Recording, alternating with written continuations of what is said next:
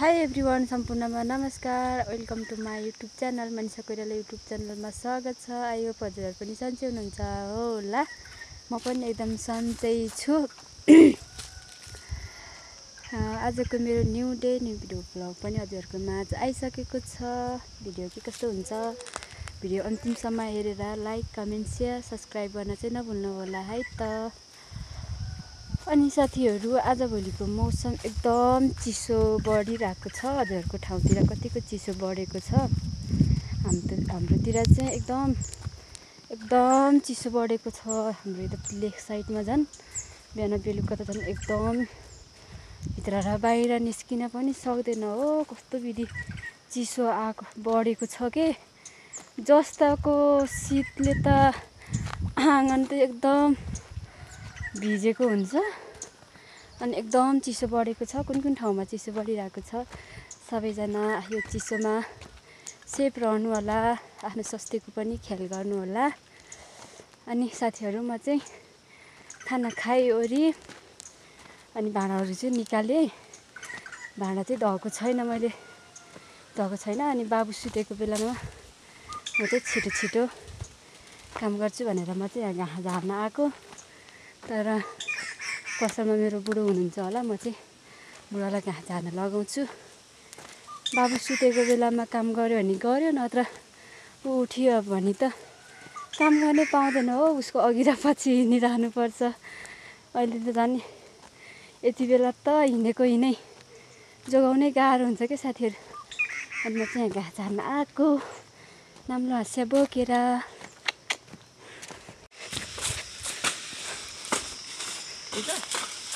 झारिदिनु न है सबै। सबै झारिदिनु। यहाँ चाहिँ मेरो बुढा चाहिँ घाँस झार्दै हुनुहुन्छ।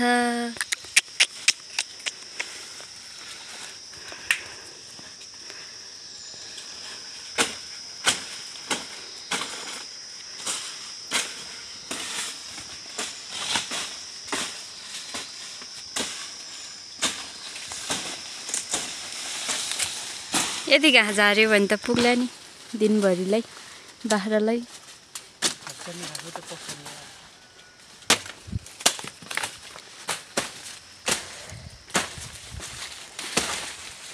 यो जस्तो अस्ति नै झारेको थियो होइन? अस्ति नै झारे होइन?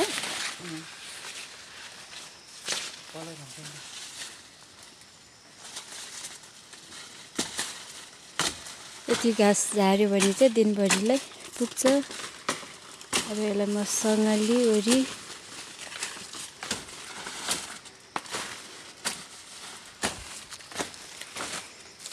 यहाँ चाहिँ अब म भारिहाल्छु।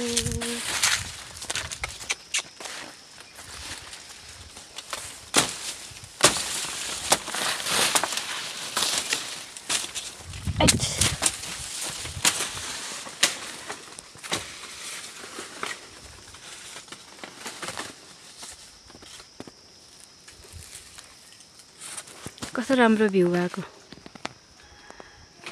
कति सफा गङ्गा जमुना।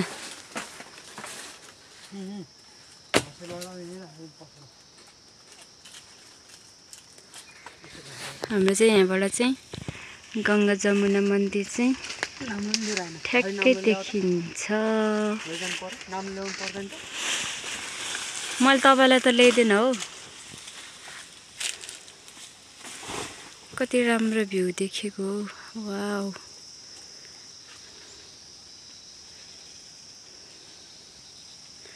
खुल्ला आकाश। म चाहिँ घाँस झारिदिएर जानुभयो, यो रुखको घाँस झारिदिनु भयो। अब म चाहिँ घाँस छिमाल्छु, यसलाई छिमाल्छु है त।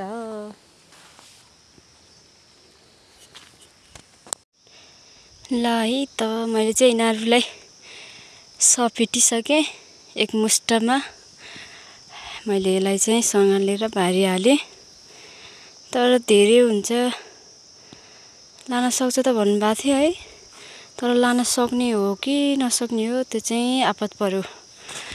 भारिहालेको त धेरै नै भयो है। तर केही छैन, जसो तसो गरेर नि म यसलाई चाहिँ लान्छु। लान चाहिँ तर गाह्रो पर्ला जस्तो भयो कि।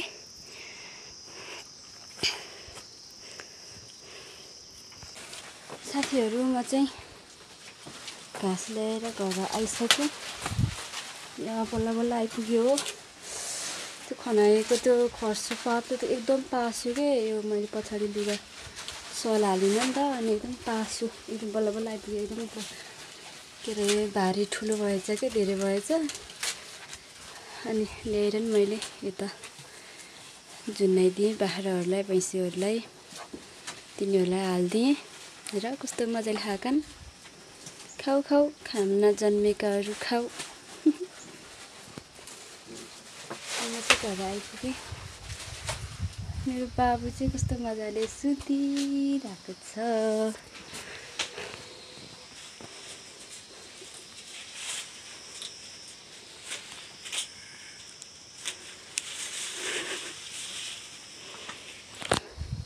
त आनन्दले सुतिरहेको छ हो।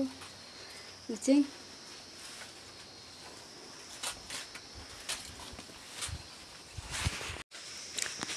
मेरो मैले अस्ति यहाँ छ्यापीहरू लगाइदिएको थिएँ। छ्यापीहरू चाहिँ यतिको टुसा हानेको छ। अनि यता चाहिँ मैले गाजर छरिदिएको थिएँ हल्का अलिअलि। यता टुसा नि हाने छैन हो यसमा त, हल्का अलिअलि हानेको छ यसमा नि। अनि यता चाहिँ मैले घिउ बोडी लगाइदिएको। उम्रेकै छैन हो, कहिले उम्रिन्छ त भने। आज त 8-9 दिन भइसक्यो त हो, केही उम्रेकै छैन हौ। त्यहाँ चाहिँ अलिअलि त छ्यापी चाहिँ कस्तो मजाले उम्रेको हेर्नुहोस् न हो। कस्तो मजाले छ्यापी चाहिँ राम्रो भएर उम्रेको छ। छ्यापी चाहिँ छिटो उम्रिने रहेछ क्या। अनि यो घिउ सिमी नि मैले सँगै लगाइदिएको। घिउ सिमी चाहिँ उम्रेको छैन। अनि यो मैले गाजरको बिउ नि हालिदिएको थिएँ अलिअलि। गाजरको बिउ नि हल्का अलिअलि टुसा हाने जस्तो भइरहेछ। अनि साथीहरू मैले यहाँ यो डोकोले छोपेर धनियाँ लगाइदिएको है, धनियाँ छरिदिएको। हेर्नुहोस् न, यहाँ धनियाँ त माथि माथि गेडै पो देखिरहेको छ हो।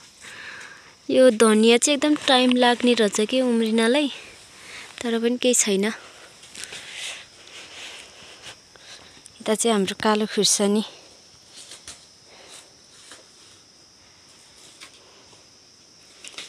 हाम्रो बारीमा आजभोलि चाहिँ सबै खुर्सानीहरू मासिसक्यो। डल्ले खुर्सानी नि मास्यो, लाम्चे खुर्सानी नि मास्यो। अनि यो मात्र छ अहिले चाहिँ यो कालोमा। अनि यतातिर चाहिँ मैले साग रोपिदिएको अलिअलि, तर छरिदिएको छु है। छर्न पनि अलिअलि बिउहरू हालिदिएको छु। टाइम लाग्छ, अलिअलि राम्रो भएको छ। मेहनत गरे के चाहिँ हुँदैन होइन, समय लाग्छ, केही समय कुर्नुपर्छ। राम्रो भएको छ यिनीहरू नि।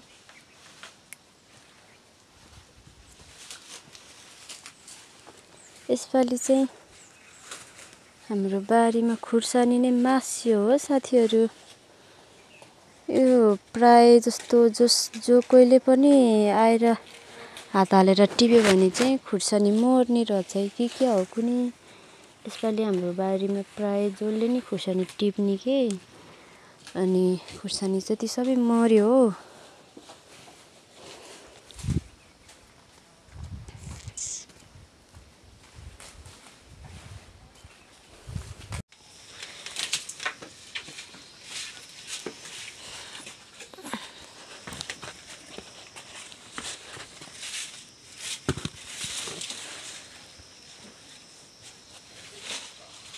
छोरा चाहिँ उठिसकिन् हेर नाक दोधारेर हेर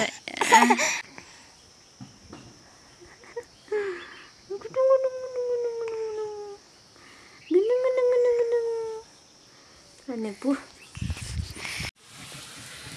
साथीहरू म चाहिँ यहाँ दिउँसोमा खाजा पिरो चाउको खाजा बनाएर खान लागेको पिरो हट एन्ड स्पाइसी छ 2वटा छ यहाँ रम्बा छ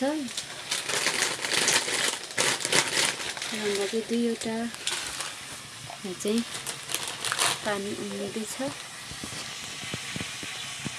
भाँडा चाहिँ कति कालो नभन्नु होला है यो भाँडा नै यस्तै हो हल्का यस्तो नै हुन्छ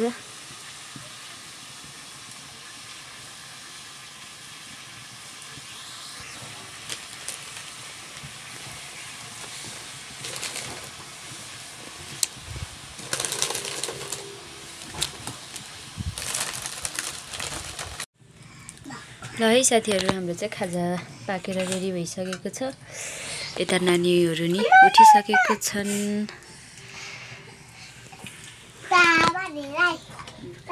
भइसकेको छ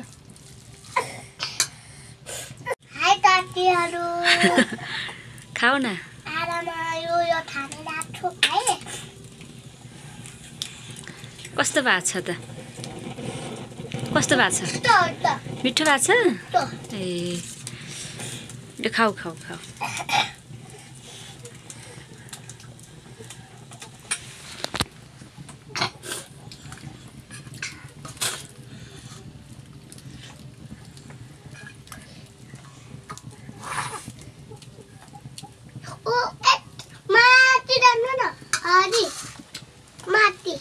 खाऊ खाऊ खाजा चाहिँ मिठो भएछ हामीले खाजा बनाएर खाएको